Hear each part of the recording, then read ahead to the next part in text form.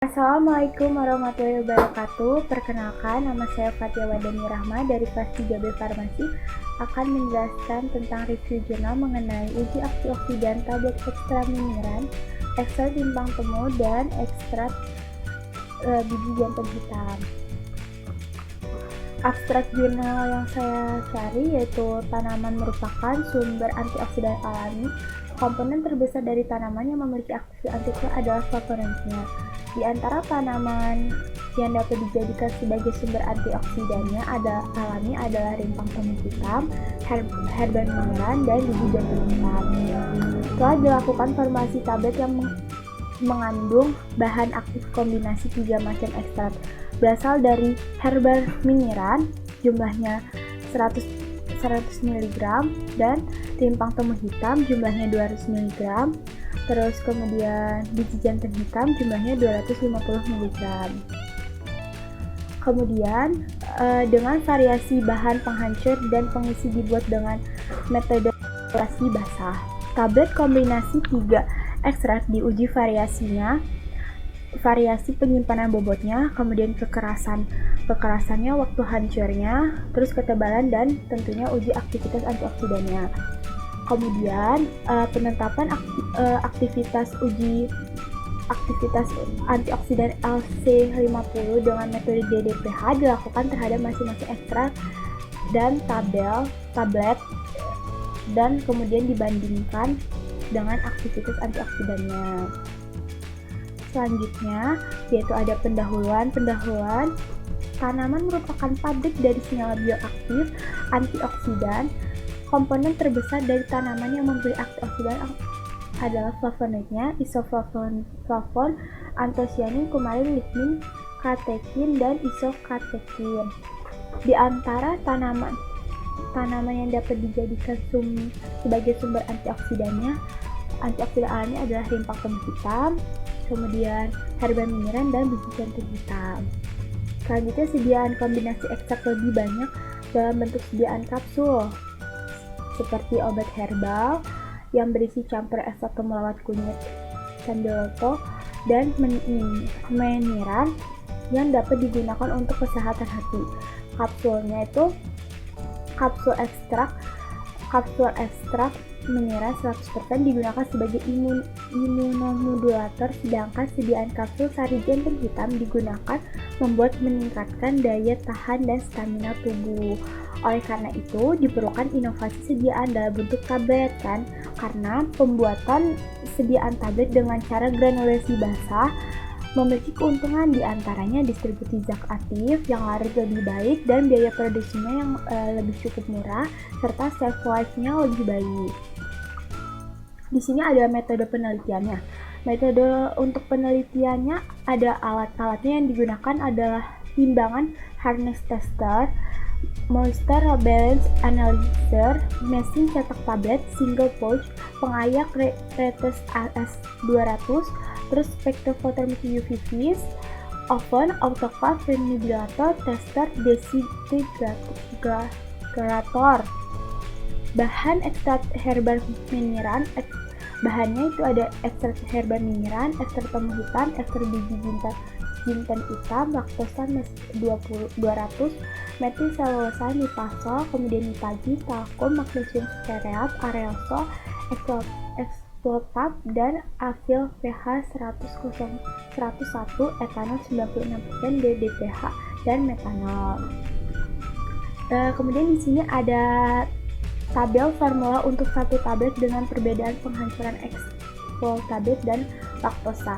Bisa dilihat di situ ada bahannya, ekstrak herba miniran, terus ekstrak rimpang temu hitam, ekstrak biji jantan hitam, ada artikel pH 101, laktosa 200, dan lain-lain. Nah, ada formula 1, formula 2, dan formula 3-nya juga. Bisa dilihat. Kemudian ada uji evaluasi tablet. Nah, di sini uji evaluasi tablet itu ada 5 ya. Yang pertama yaitu ada variasi tabletnya, yang kedua itu keseragaman ukuran tablet, yang ketiga itu kerenyahan tablet, yang keempat waktu hancur tablet, yang kelima kekerasan tabletnya. Yang pertama saya akan menjelaskan tentang variasi tabletnya dulu. Variasi tablet itu jadi 20 tablet dari masing-masing formula ditimbang, kemudian satu persatu kemudian dirata-ratakan dan dihitung persen penyimpanannya setiap tablet dari bobot rata-rata. Untuk tablet yang berat rata-ratanya lebih besar dari 324 mg, syaratnya adalah tidak lebih dari 2 tablet, yang persennya penyimpangannya boleh lebih dari 5%, dan tidak ada satupun tablet yang bobotnya penyimpangannya dari 10%. Di sini kita bisa dilihat ya pembahasan untuk variasi bobot, yaitu ada hasil penetapan variasi bobot tabletnya, ada formula 1, formula 2, dan formula 3-nya. Kemudian selanjutnya masih variasi bobot tablet. Evaluasi variasi bobot tablet itu menunjukkan bahwa persen penyimpanan dari bobot rata-rata adalah formula 1, formula 2, dan formula 3 berturut-turut memiliki persen penyimpanan adalah kurang dari sama dengan 2,28%, kurang dari sama dengan 2,64%, dan kurang dari sama dengan 1,58%. Variasi bobotnya masih memenuhi persyaratan karena kan penyimpanan yang ditemukan masih di bawah 5%, menunjukkan bahwa gel lidat yang digunakan yaitu magnesium stearat, areosil 1, dan vakum sudah dalam konsentrasi yang tepat sehingga variasi bobotnya memenuhi persyaratan. Kemudian selanjutnya ada yang kedua, keseragaman ukuran tablet. Keseragaman ukuran tablet yaitu dapat dilihat dari ukuran ketebalannya. Kalau tadi kan dilihat dari timbangan satu persatunya ya. Kalau sekarang dilihat dari ketebalan tabletnya. Ketebalan tablet adalah satu-satunya variabel dimensi yang berhubungan dengan proses ketebalannya. Harus dikontrol sampai perbedaan kurang dari 5% dari nilai standarnya. Yang ketiga yaitu bisa dilihat ada tabel hasil pengukuran variabilitas dan kerenyahan tabletnya. Formula 1, formula 2, dan formula 3-nya. Penetapan variabilitas atau kerenyahan tabletnya menunjukkan bahwa tablet memiliki tingkat kerenyahan memenuhi persyaratan yang lebih kecil dari 1,0%.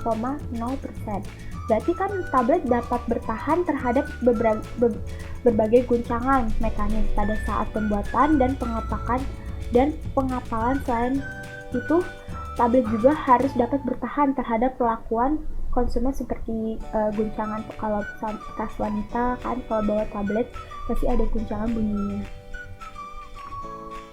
Waktu hancur tablet. Waktu hancur tablet itu, untuk waktu hancur tablet bisa dilihat tabelnya hasil pengujian waktu hancur tablet. Ada formula 1, formula 2, dan formula 3. Untuk waktu hancur dilihat dari persyaratan USP 37, tidak ada satupun tablet yang waktu hancurnya lebih dari 20 menit.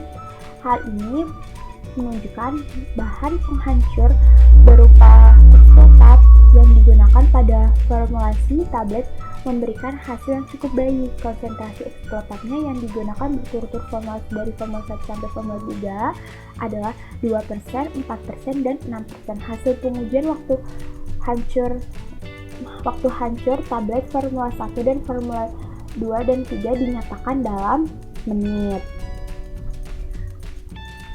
Terus yang kelima yaitu kekerasan tablet. Hasil pengujian menunjukkan semua formula tablet memenuhi persyaratan kekerasan yaitu lebih besar dari syarat minimal 4 kP. Kekerasan tablet berhubungan langsung dengan waktu hancur dan kerenyahannya. Bila kekerasan tablet terlalu tinggi, maka hancurnya semakin lama. Tetapi kalau misalnya kerenyahannya kecil, bila kekerasan tabletnya terlalu rendah, maka waktu hancurnya lebih cepat dan biasanya kerenyahannya lebih tinggi. Jadi dari yang tadi udah dijelasin, dapat disimpulkan bahwa ketiga formula tablet yang mengandung 3 ekstrak bahan alam mempunyai aktivitas antioksidan dan yang kuat. Yang tertinggi adalah tablet formula 2 dengan nilai LCL 5084 89 mikrogram per mililiter. Formula 3 dengan nilai LCL 89,07 mikrogram per mililiter. Dengan formula 1 LCL-nya 90,54 mikrogram per mililiter jauh lebih kuat dibanding aktivitas antioksidan. Masing-masing ekstrak tunggal yaitu LCL 50, ekstrak mineral, ekstrak telur hitam, dan ekstrak biji jinten hitam masing-masing 246,02 mikrogram per mililiter, kemudian 381,57 mikrogram per mililiter, dan 477,55 mikrogram per mililiter. Kemudian tablet kombinasi ekstrak mineral, ekstrak rimpang temu hitam, ekstrak biji jantan hitam yang dibuat telah memenuhi persyaratan uji mutu tablet. Terima kasih, itu aja yang bisa saya sampaikan. Mohon maaf apabila ada kesalahan. Wabillahi taufiq wal hidayah. Wassalamualaikum warahmatullahi wabarakatuh.